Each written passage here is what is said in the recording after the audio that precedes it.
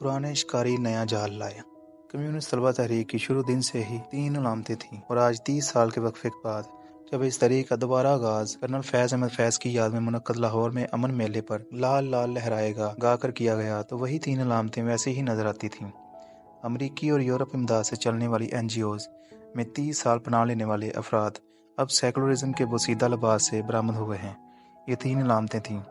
अलहाद यानी अल्लाह ताला, इसके रसूलों और इसके अता करदा निज़ाम ज़िंदगी से इनकार। दूसरा, पाकिस्तान में रंग, नस्ल, ज़ुबान और इलाके की बुनियाद पर कौम परस्ती के तासब का फ़रोग और इसके ज़रिए नज़रिया पाकिस्तान ही नहीं बल्कि तख्लीक पाकिस्तान से इनकार। और तीसरा, औरतों मज़हब के इख्तलात से एक ऐसे माहौल की राह हमवार करना जिसमें इखलाकी इक़दार बेमायनी होकर रह जाएं। सबसे पहले अलहाद और मज़हब दुश्मनी। ये दरअसल आलमी कम्युनिस्ट तहरीक की बुनियाद है और सारे कम्युनिस्ट अपने बानी कार्ल मार्क्स का ये फ़िक्रा अमूमन लिखते और बोलते हैं कि मज़हब एक अफ्यून है। कम्युनिस्ट तलबा तंजीमें जो लिटरेचर तलबा को पढ़ने के लिए देती थीं, इसमें अव्वल से लेकर आखिर तक खुदा और मज़हब का इनकार तारीख़ी, साइंसी और जदलियाती दलीलों से किया जाता था। एंगल्स की किताब ख़ानदान, रियासत, ज़ाती मलकियत का आगाज़ फ़ौरा पढ़ाई जाती। इन कुतब का फलसला ये था कि इंसान असल में इर्तिकाई मराहल से गुजरता हुआ खुद ब खुद ही मज़हब हो गया है। उसने अपने लिए अखलाक बना लिए हैं, रिश्तों में भी तमीज़ कर ली है और फिर खुद ही मज़हब भी तख्लीक कर लिए हैं। रूसी लिटरेचर पूरे पाकिस्तान में आम मुयसर था और एक किताब इंसान बड़ा कैसे बना पढ़ने को दी जाती थी। मौसम बदला, रत गिदराई, अहले जुनून बेबाक हुए। लिखने वाला कम्युनिस्ट तहरीक से ऐसा मुतासर हुआ कि अलहाद के गीत गाने लगा। आसमानों से उतरती है नबूवते ना किताब, आसमानों में अंधेरों के सिवा कुछ भी नहीं। तलबा तहरीकों के साथ साथ अंजुमन तरक्की पसंद मुसन्निफीन का भी बहुत ज़ोर शोर था। पाक टी हाउस, जो कई बरसों से हर नज़रिए के अदीब के लिए अपनी बाहें कशादा किए हुए था, वहाँ एक तूफ़ान बदतमीज़ी खड़ा हो गया। कम्युनिस्ट तलबा तहरीक के वतन से बरामद होने वाले दानशवरों की गुंडागर्दी ऐसी बड़ी कि इंतज़ार हुसैन जैसे अजीम अफसाना निगार को अपनी इज्जत बचाकर वहाँ से निकलना पड़ा। जो अदीब ज़रा भी अल्लाह, रसूल और मज़हब के हवाले अपनी तहरीरों और शायरी में देते, इन्हें ना सिर्फ मुस्तरद किया जाता बल्कि इनका जीना दोबर कर दिया जाता। यही वजह कि अक्सर शोरा और अदीबों ने मकबूल आम होने के लिए ऐसे अशार लिखने शुरू कर दिए जिनमें खुदा, रसूल और मज़हब का इनकार हो। यहाँ तक कि अहमद फराज जैसा शायर, जिसे जुल्फ़ और रुखसार और इश्क व मोहब्बत से ही ज़िंदगी भर फुर्सत न मिली, इसने भी लिख डाला, इन रसूलों की किताबें ताक पर रख दो फराज, नफ़रतों के ये सहीफ़े उम्र भर देखेगा कौन। अलहाद और मज़हब दुश्मनी इन लोगों ने शायरों, अदीबों और लिखारियों की ज़िम्मा छोड़ रखी थी ताकि वह नई नस्ल की आबियारी करते रहें। लेकिन कम्युनिस्ट तलबा तहरीकें बदतरीन किस्म की कौम परस्त सियासत के अलमबरदार बन गई थीं। बात दरअसल ये थी कि जुल्फ़िकार अली भुट्टो ने कम्युनिस्ट रहनुमाओं की नज़रियाती सियासत को अमरीकी पॉलिसियों के दबाव में दफन कर दिया था। भुट्टो ने जब इराक के सफारत खाने से रूसी असला बरामद किया और इसके नतीजे में बलोचिस्तान में कम्युनिस्ट इनकलाब की खबर देते हुए अताउल्लाह मेंगल की हुकूमत ख़त्म की, तो इसके नतीजे में एहतजाज करते हुए सूबा सरहद में नेशनल अवामी पार्टी हुकूमत ने इस्तीफ़ा दे दिया।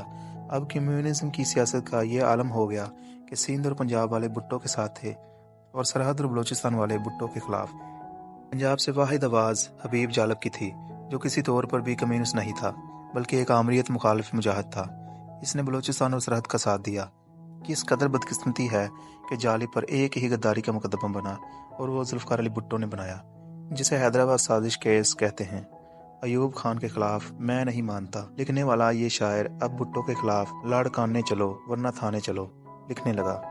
तारीख ये है कि कम्युनिज्म की सियासत के साथ साथ इसकी तलबा सियासत भी दफन हो गई थी। जब दिसंबर 1970 में जुल्फ़िकार अली भुट्टो ने इक़्तिदार संभाला था, अब सिर्फ कौम परस्त जदोजहद बाकी रह गई और वह बलोचिस्तान के पहाड़ों और रेगिस्तानों में पंजाब और सिंध के नज़रियाती कम्युनिस्ट फैज़ अहमद फैज़ समेत हुकूमत के सकाफती मशीर बन गए।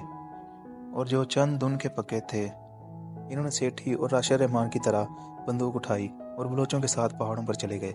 भुट्टो दौर में यूनिवर्सिटियों और कॉलेजों में इस्लामी जमीयत तलबा बहुत फली फूली। हर कोई इसके साए तले आकर इंतखाब जीतना चाहता था।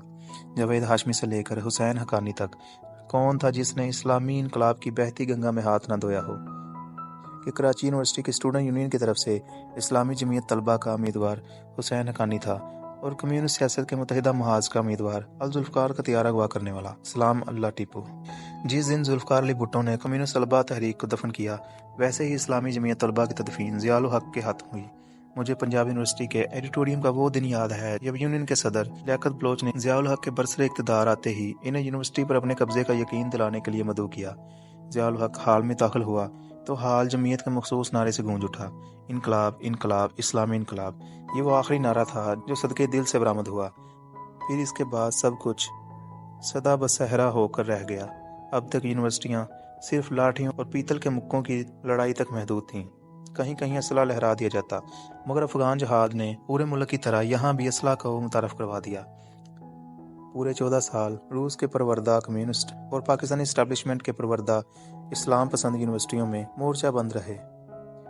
طلبہ سیاست کا بدترین نقصان یہ ہوا کہ ان تمام طلبہ تنظیموں نے اپنے زیر اثر تعلیمی اداروں میں اپنی مرضی کے نالائق، ناکارہ اور نظریے سے وفادار استاد بھرتی کروانا شروع کر دیے اور پورے پاکستان کے اعلیٰ تعلیمی نظام کی قبر کھود دی۔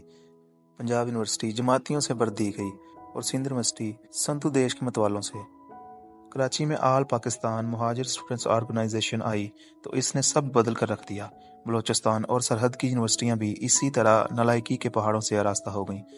وہ درسگاہیں جہاں کم از کم 2 درجن ممالک سے غیر ملکی طالب علم شوق سے آ کر تعلیم حاصل کرتے تھے اور جن یونیورسٹیوں کا معیار عالمی سطح پر پہچانا جاتا تھا، اب کھنڈر بنا دی گئی۔ یونین کا صدر وائس چانسلر کو حکم دیتا کہ فلاں شخص کو لیکچرار رکھا جائے اور وہ خوفزدہ وائس چانسلر چوں چھڑا نہ کر سکتا۔